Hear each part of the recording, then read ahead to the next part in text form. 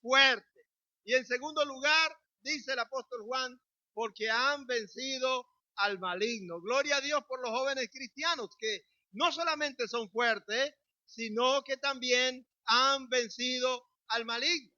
Y si usted está redactando un currículum acerca de su vida, usted tiene que tener esos dos elementos que la Biblia dice de usted.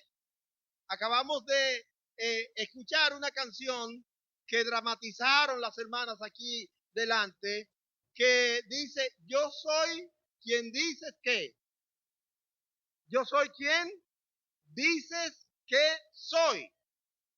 Nuestra identidad no es la que me quieran imponer. Mi identidad en Cristo está basada en lo que Dios dice que yo soy. Jóvenes, ¿están entendiendo eso que yo estoy diciendo? La identidad de un joven cristiano no está basado en lo que el mundo o en lo que la corriente o el sistema dice que yo debo ser, sino que mi identidad como cristiano, ya sea joven o ya sea adulto, es lo que Dios dice que yo soy. Y acabo de leer en la primera carta de Juan, en el capítulo 2 y el versículo 14, que Dios dice que yo soy fuerte como joven y que además yo soy un vencedor, yo he vencido al maligno. Y si yo estoy haciendo entonces una relación de mi currículum, quién soy yo, entonces debe anotar eso, que Dios dice que usted es fuerte y que usted ha vencido al maligno. Más adelante encontramos en la Biblia también cuando el apóstol Pablo escribe a Timoteo en su primera carta, en el versículo 4, el versículo 12 del capítulo 4, encontramos las palabras que son positivas en relación a la identidad del joven. Y el apóstol dice a los jóvenes que nadie tenga en poco tu juventud, sino sé ejemplo. Y la Biblia entonces nos está diciendo que a pesar de ser jóvenes, nadie debe subestimarnos ni menospreciarnos, que la juventud no es una excusa para que nadie, como algunos de ustedes dicen, me venga a querosear por ser joven. La juventud cristiana es una juventud que puede ser ejemplo, que puede vivir como ejemplo, que puede darle al mundo a conocer a Dios viviendo como ejemplo. Por eso, jóvenes, esta noche yo quiero hablar acerca de el desafío de ser diferentes. El desafío que ustedes como jóvenes cristianos tienen de presentar la diferencia ante el mundo. ¿Por qué? Bueno, el primer punto que quiero tratar con ustedes esta noche es acerca de la característica de la juventud que tenemos viviendo en la actualidad. Es la generación Z. Ustedes, la mayoría, están familiarizados con ese término. Los jóvenes que nacieron a partir del año 1997 y hasta el 2012, que son los jóvenes que tienen entre 12 y 27 años. ¿Cuántos tienen 12 años de los que están aquí? Nadie tiene 12 años.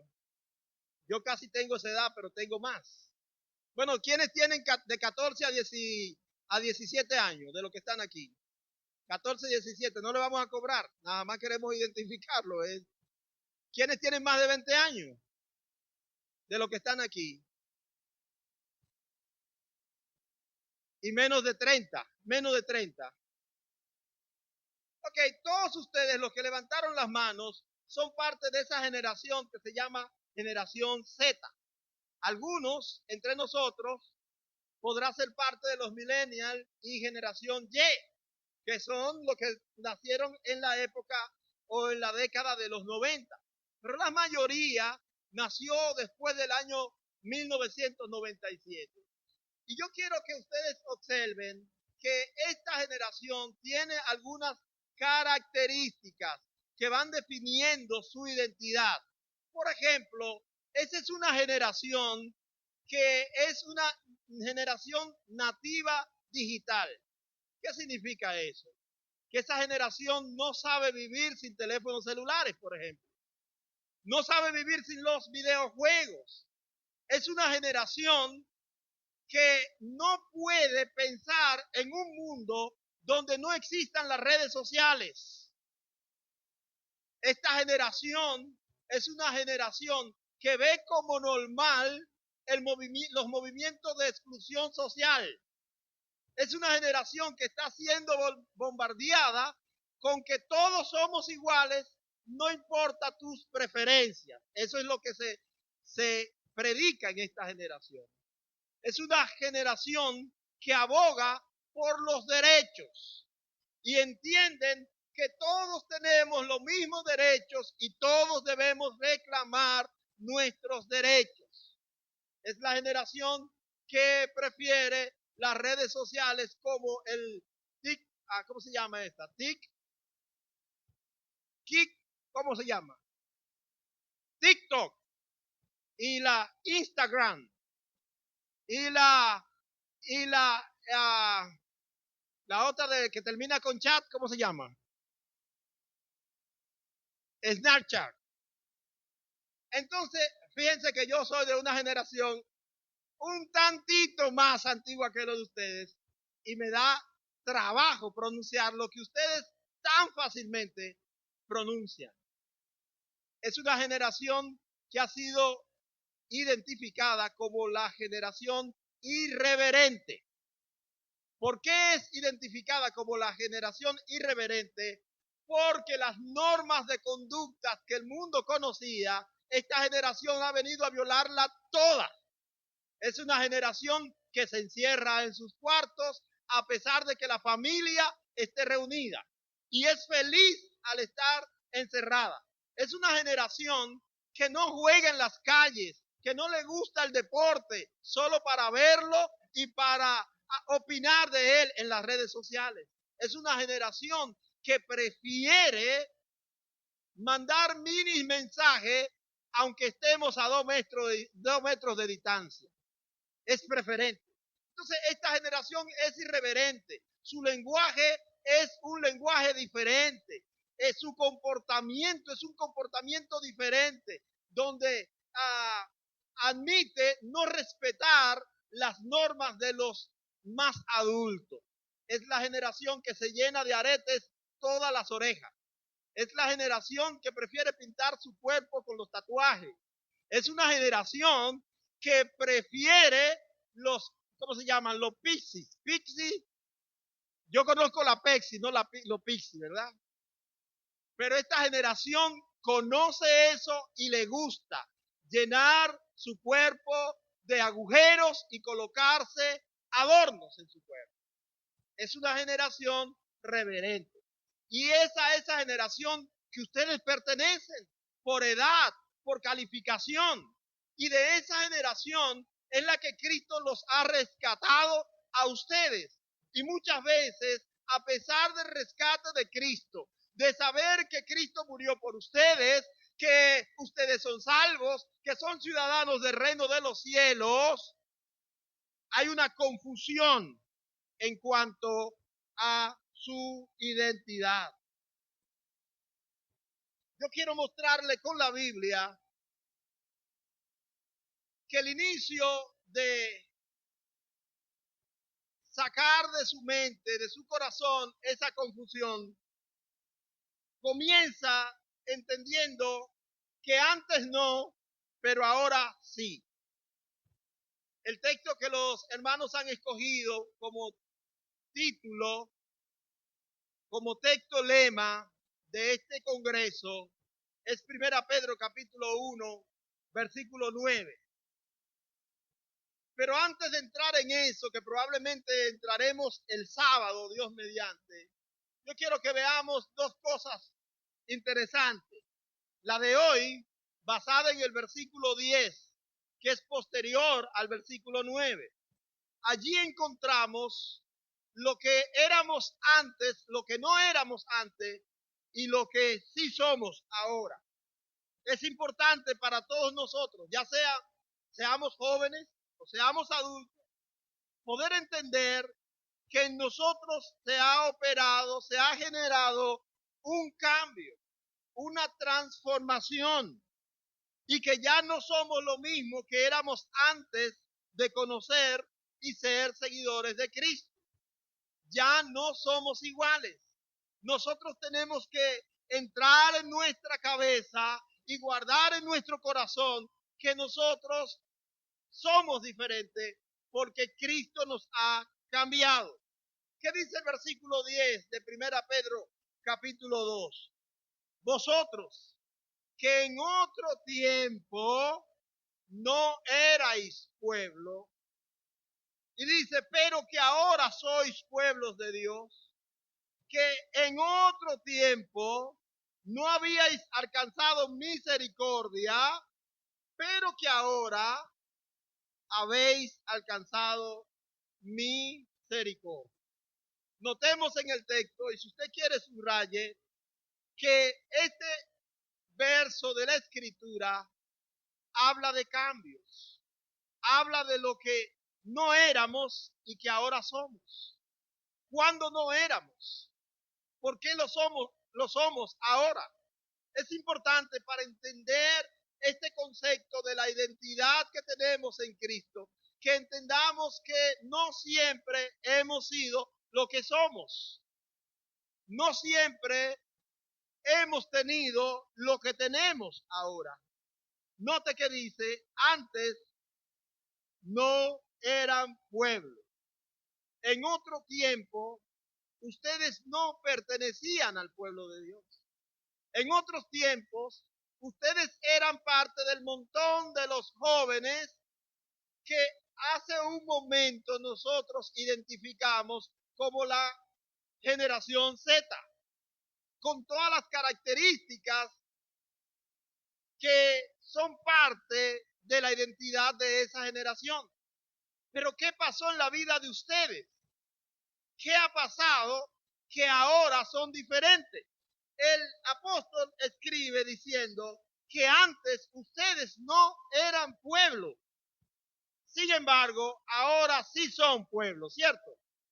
Pero no solamente que son pueblo, sino que dice que ahora ustedes son pueblo ¿de quién?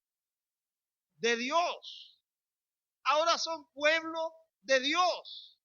No pueden seguir sosteniendo en su mente que son iguales cuando ha habido un cambio en su vida. Ahora tienen que pensar de manera diferente. Más dice el versículo, el verso 10. Dice que antes ustedes no habían alcanzado misericordia, pero que ahora han alcanzado misericordia. Y eso está ahí en el texto y no está simplemente para haber colocado algunas letras, algunas líneas, algún texto para completar y que sonara bien. Es que eso tiene un significado para nosotros, para aquellos que hemos conocido a Cristo. Es necesario entender que antes, conforme dice la Biblia, nosotros éramos hijos de condenación. Todos estábamos siendo dirigidos por el Espíritu que ahora opera en los hijos de desobediencia. Mas cuando la bondad de Dios nos alcanzó, Él tuvo misericordia de nosotros y nos perdonó. No merecíamos el perdón. Mis amados jóvenes, ustedes no eran buenos, ustedes no se ganaron la salvación. La salvación no llegó a ustedes como un premio por su buen comportamiento ni por sus calificaciones escolares. La salvación no llegó a ustedes por el origen que tienen en su familia, porque vienen de una familia que Dios ama y que desde generaciones y generaciones han servido al Señor. La salvación llegó a la vida de ustedes simplemente por la misericordia de Dios. Eso tienen que tenerlo en cuenta. Dios ha tenido misericordia de ustedes y por eso ustedes, dice la palabra, alcanzaron misericordia. En este punto es necesario que también nosotros tomemos la última parte del versículo 9. La última parte del versículo 9 dice, hablando acerca del propósito por el cual Dios nos hizo ser lo que somos, dice, para que anunciéis las virtudes de aquel que nos llamó de las tinieblas a su luz admirable. Ese mismo texto, al final de este texto, entonces, nos cuenta parte del cambio operado en nosotros. ¿Dónde estábamos cuando Dios nos encontró? En las tinieblas.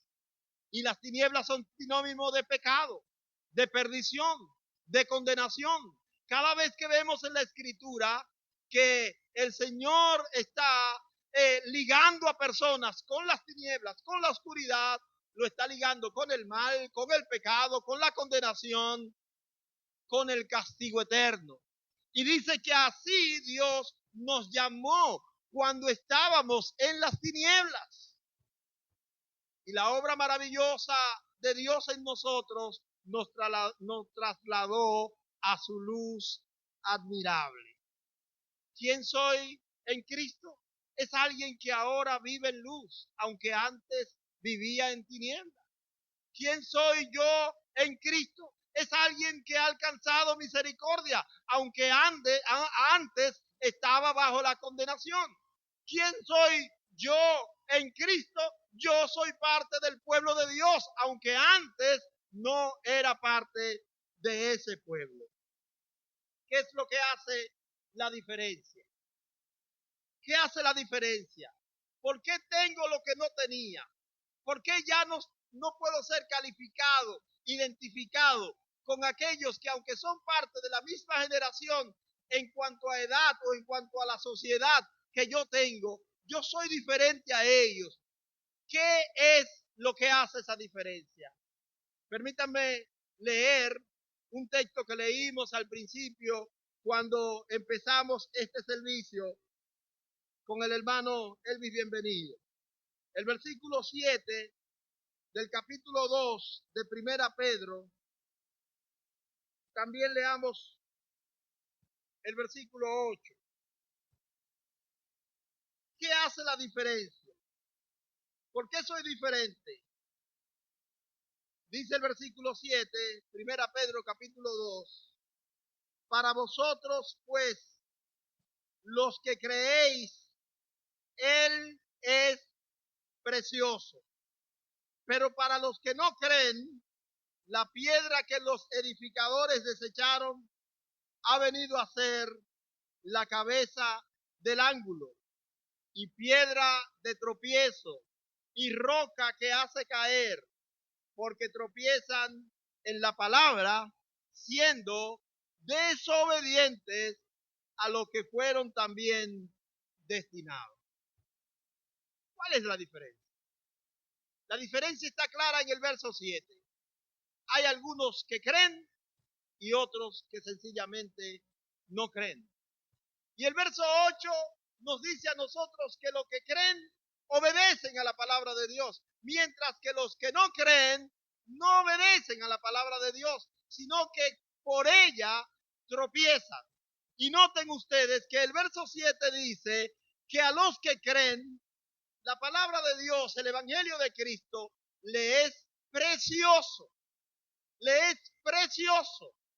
Mientras que los que no creen, esa misma palabra que para nosotros es preciosa, a ellos le parece una piedra de tropiezo y una piedra que hace caer.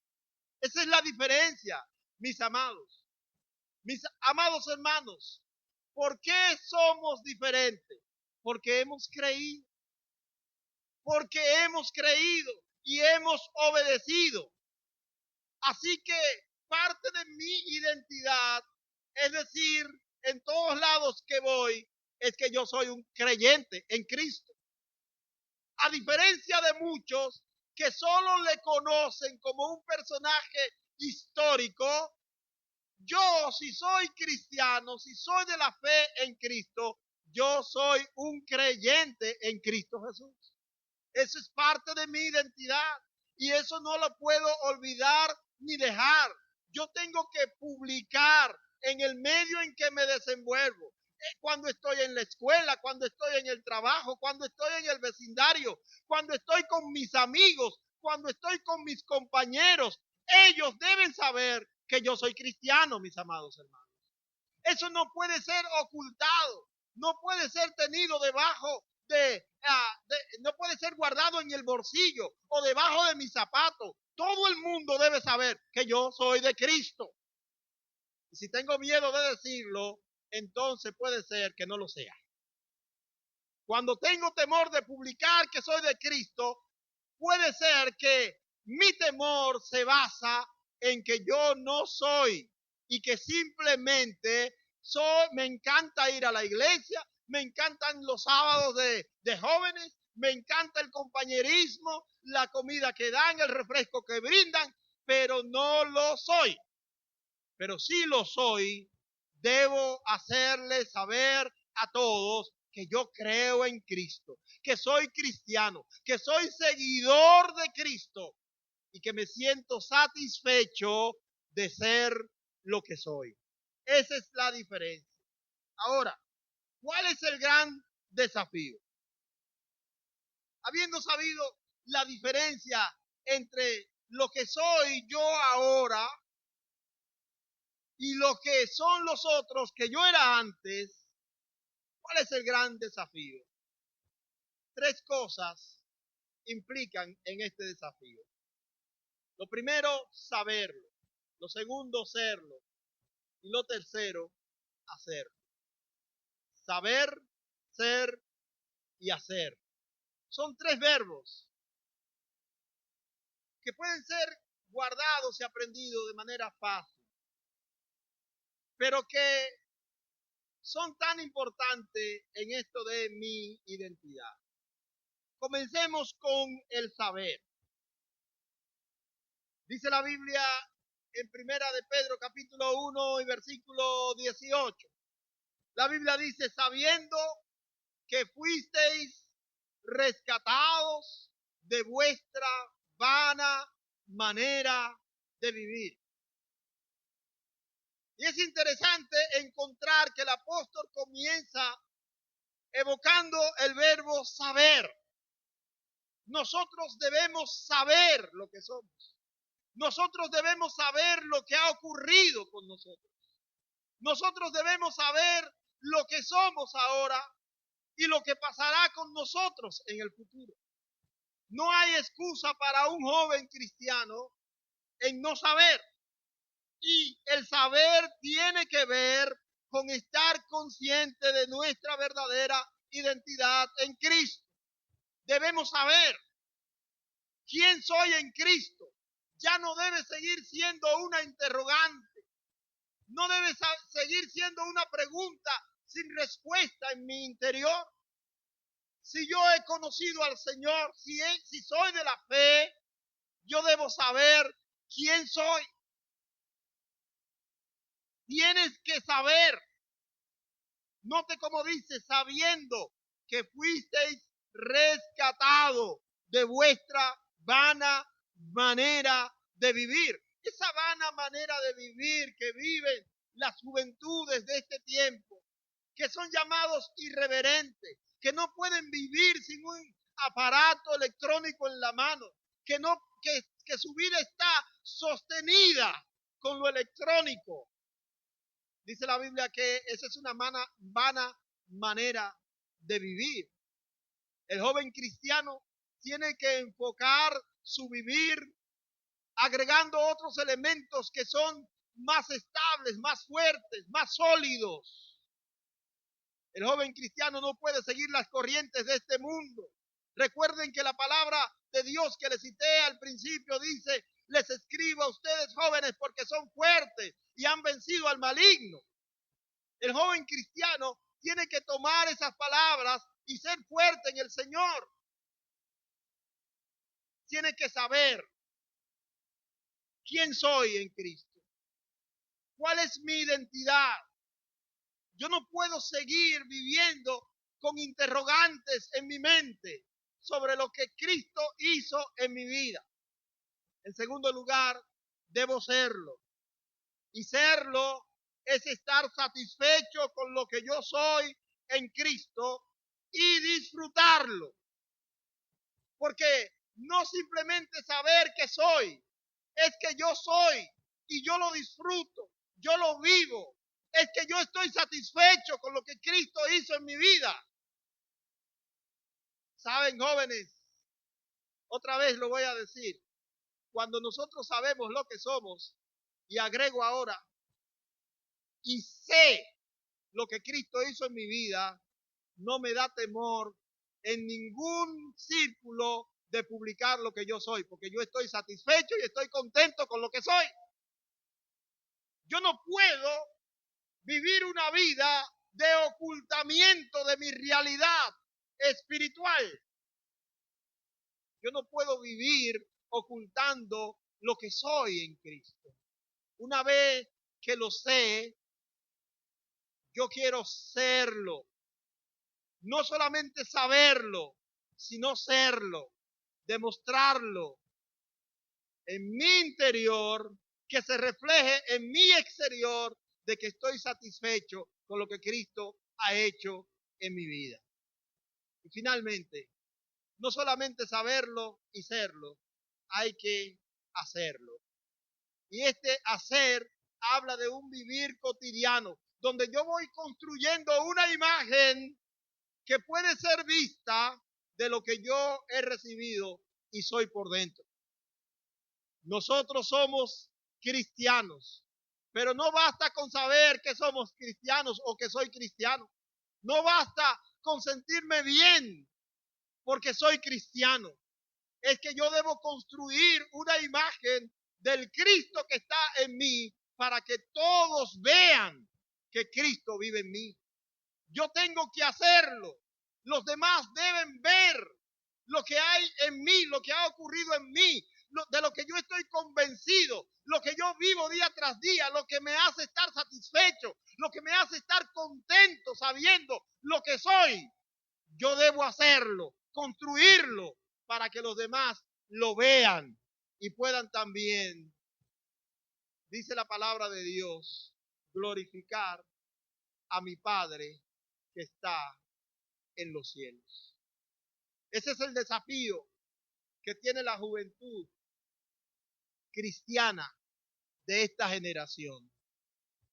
En medio de esta generación Z, irreverente, los jóvenes cristianos tienen el llamado de Dios en la Biblia, que nadie tenga en poco tu juventud, sino sé ejemplo de los creyentes. ¿Tú eres cristiano? Debes saber qué significa ser cristiano. Debes ser cristiano en satisfacción y disfrute. Debes hacer delante de los demás la construcción de un cristianismo que pueda verse en ti. Y miren, jóvenes, amados, si hacemos esto, habremos hecho gran cosa, porque eso es lo que Dios espera de nosotros. Concluyo leyendo simplemente esto que escribí aquí. En medio de un mundo hostil al Evangelio y a la fe de Cristo, y de una generación identificada con los antivalores del reino de Dios, la juventud cristiana tiene un gran desafío.